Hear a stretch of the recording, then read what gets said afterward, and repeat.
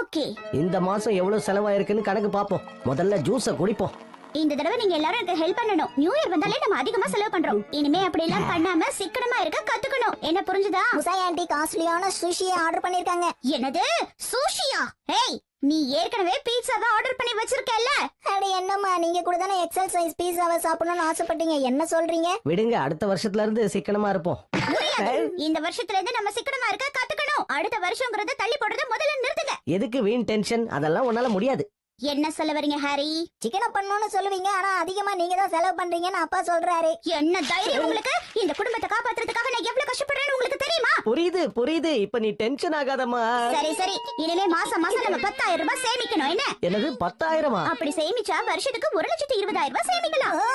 அத வச்சு எவ்வளவு சக்கோபி வாங்க முடியும்? சேமிக்கிறதுனா ஸ்நாக்ஸ் எல்லாம் கட் பண்ண தான் முடியும். அதான பார்த்தேன். கொஞ்சம் அட்ஜஸ்ட் பண்ணிக்கோ ஷின்சான். மாசம் மாசம் அதுக்காக எவ்வளவு செலவு பண்றேன் தெரியுமா? அந்த காசை செலவு பண்ணாம இருந்தா எவ்வளவு சேமிக்கலாம்னு பாருங்க.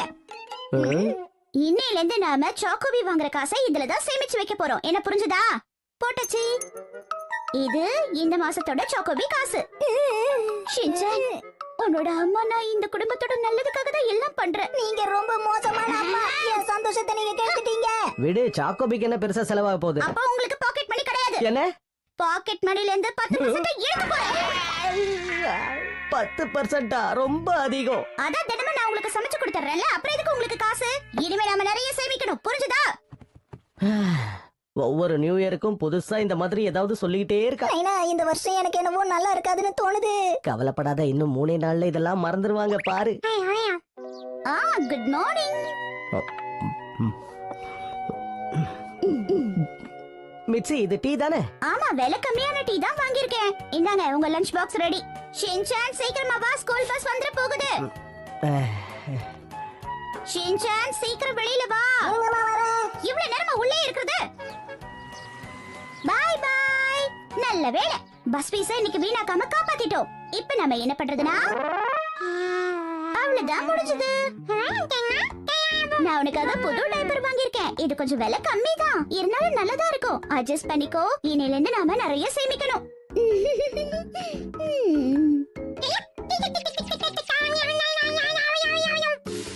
ட்ரை கிளீனிங்க்கும் அயனிங்க்கும் நிறைய செலவு பண்றோம். எல்லாத்தையும் நானே பாத்துக்கிறேன்.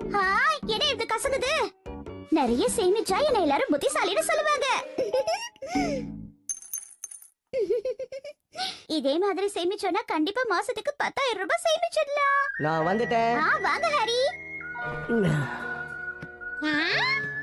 ஆபீஸ்ல வேலை ரொம்ப அதிகம். எடுங்க.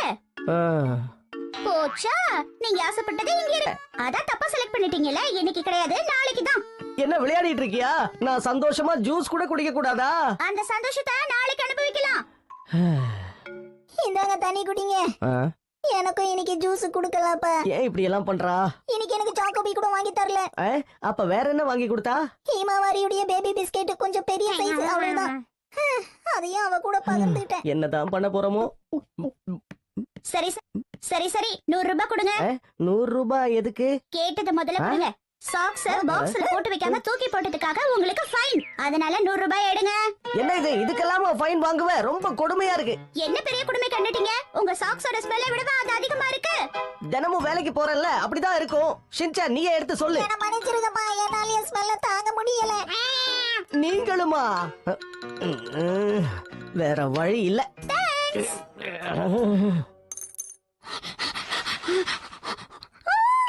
நிறைய சாப்பிடுறதுனால நீ குண்டாட்ட ஷீரோ. அதனால நீ கம்மியா தான் சாப்பிடணும். டின்னருக்கு இது போதும். இனில இருந்து நீ டயட்ல இருக்க போற.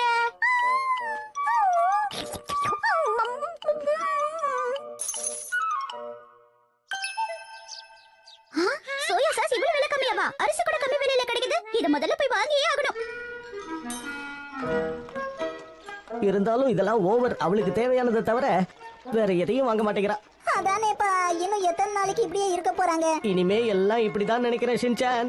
நாம அம்மாவை தொந்தரவு பண்ணலாம். அப்ப அம்மா எல்லாத்தையும் மறந்துடுவாங்கல்ல. அதுக்கு கைவசம் நிறைய ஐடியா இருக்கு. அப்பாடா. ஓகே, நம்ம போலாமா? ஷின்சான் எங்க போனா? அவ உன் கூட தானே வந்தா.